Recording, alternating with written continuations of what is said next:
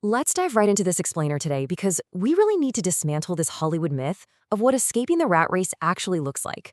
I mean, we've all been sold this cinematic, over-the-top version of financial freedom, right? You know the one. It usually involves someone dropping a dramatic resignation letter, popping expensive champagne, and instantly going out to buy a flashy sports car. Which, let's be honest, is usually a terrible investment anyway. But the source material we're digging into today reveals a completely different reality. Somewhere near you, someone woke up this morning and realized they never have to work another day in their life. And guess what? They didn't post about it on social media. They just poured their morning coffee, checked a number on their phone, and felt this incredible sense of calm settle into place. This is what we call the invisible escape. And today, we're going to break down exactly how it's done. Now, this quote is absolutely brilliant because it completely reframes our entire goal. We're shifting away from this idea of buying luxury to simply removing the daily dread of a missing paycheck. You see, the ultimate prize isn't bolting a yacht onto your life. It's subtracting the leash that ties your basic survival to your next payday. And here's the absolute secret to all of this. A missing leash is completely invisible from across the room. Wealth that has truly been converted into freedom, it stops making noise. It doesn't wear a designer logo or show up in some extravagant vacation photo. Because the person holding that wealth has already bought the only thing they ever really wanted, the right to stop worrying. So let's start by looking at section 1, the myth of escape. There is just a massive difference between performing wealth for an audience and the quiet reality of, say, never flinching when your home's furnace suddenly breaks. The loud escape is entirely about the display, but the quiet escape, that shows up on a completely ordinary Tuesday. The neighbor who paid off every single debt and entirely owns their future looks exactly like the neighbor who is drowning in payments, right up until a surprise expense hits. The missing dread is the whole prize here, and because it's a missing thing, nobody else can even see it. The moment freedom starts performing for an audience, it usually stops being actual freedom and just starts being decoration. Here is the brutal truth. You literally cannot run your way out of a trap if your paycheck is already spent before you even hit deposit. That is the true definition of the rat race. And surprisingly, it has very little to do with your salary. When your rent, your car payment, and those credit card minimums have claimed your money before you've even cashed the check, you are running on a treadmill. And the truly cruel design of this trap is that running feels exactly like living, right up until the day you finally stop and realize you haven't actually moved a single inch. To put this into perspective, the national savings rate sits right around 3%.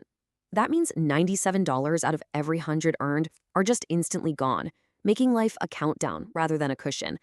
Think about what that actually feels like day to day. It's that low hum of Sunday evening dread. It's doing that quick, anxious math in your head before you even order dinner out. For a huge number of households, the distance between a perfectly normal-looking life and a genuine crisis is literally just 2 or 3 missed paychecks. And nobody has ever escaped a race like that simply by running harder. Which brings us to section 2, visible cages, quiet freedom. Let's look at a tale of two very different earners. Take Karen. She's a public school teacher driving an aging sedan, but she's built more than twice the net worth of Elliot, who makes double her salary but is completely changed to expensive obligations. Karen lives on $40,000 a year and just never inflated her lifestyle to match her raises. Over 25 years, by patiently saving, she quietly built a $1 million nest egg. Elliot, on the other hand, he brings in $145,000, drives the luxury car, has the massive house, but he spends nearly everything he makes. If they both suddenly stopped working today, Elliot's flashy lifestyle would completely buckle in just 4 short years. But Karen, she could sustain hers for over 40. So the crucial takeaway here is that an impressive salary without a wide gap between earning and spending is really just building yourself a very expensive cage. What Elliot actually bought wasn't a lifestyle, it was a standing set of obligations.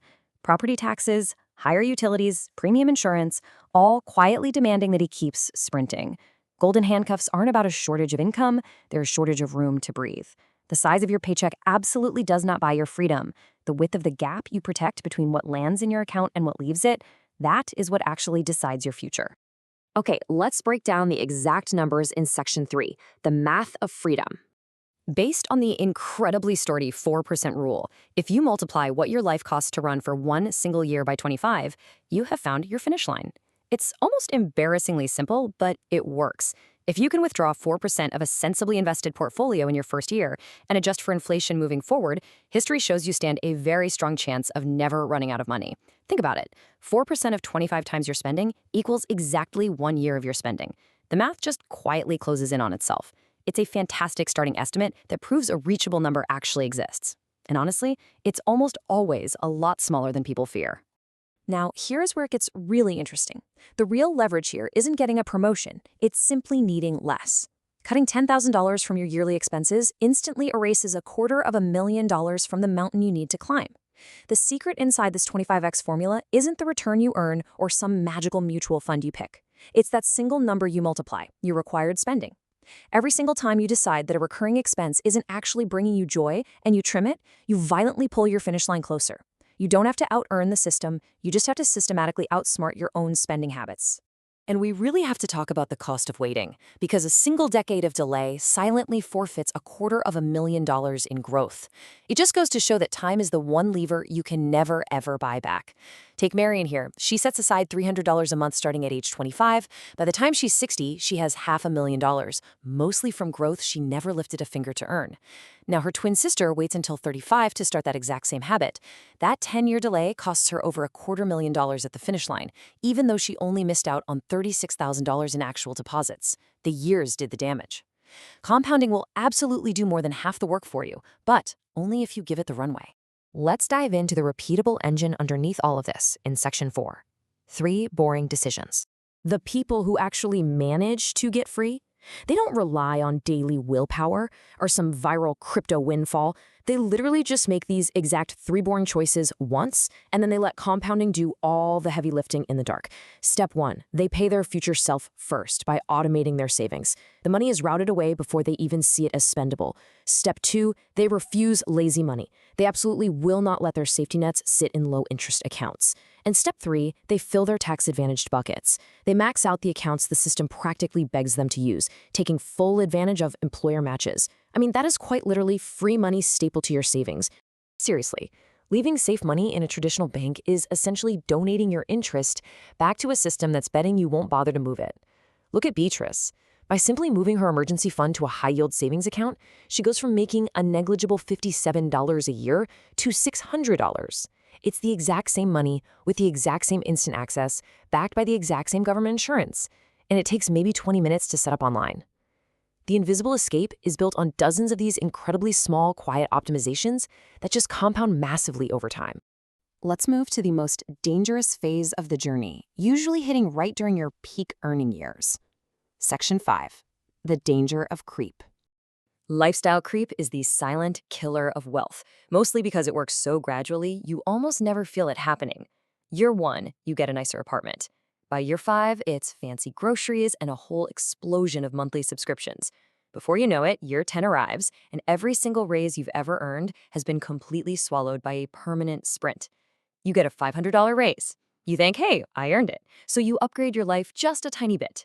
Within months, that entire raise has dissolved into your new baseline. You're earning more, but you're saving precisely the same amount as before, which, for many of us, is dangerously close to nothing. That tension in your chest? It didn't disappear with the raise, it just followed you to a bigger apartment. But notice what happens when you do it differently. Shauna got that exact same $500 raise, but she made a totally different choice. She decided her life was already good enough. She automatically routed that raise into her investments and never even let her spending habits notice that the money had arrived. Over 25 years, that single quiet decision became nearly $380,000. Especially during your 40s, your peak earning years, every dollar you funnel into a bigger, flashier life is a dollar that will never get the chance to compound into your actual freedom. Now, we really have to talk about what happens when you finally reach the finish line but refuse to cross it. Section 6, defining your enough. Defining enough is not just a spreadsheet exercise, folks. It is the psychological permission slip you absolutely must sign so you don't mistake endless hoarding for safety.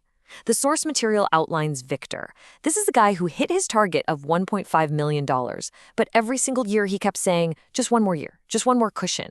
His problem wasn't financial anymore. He had solved the money issue years ago. But freedom that you refuse to actually use is really just a nicer looking version of the cage you started inside. You have to define what enough is before your income makes excess feel mandatory. To put this into a really clear perspective, right now, the average retired worker collects just under $25,000 a year from Social Security. That floor is built to keep you from hitting the concrete. It is absolutely not a hammock.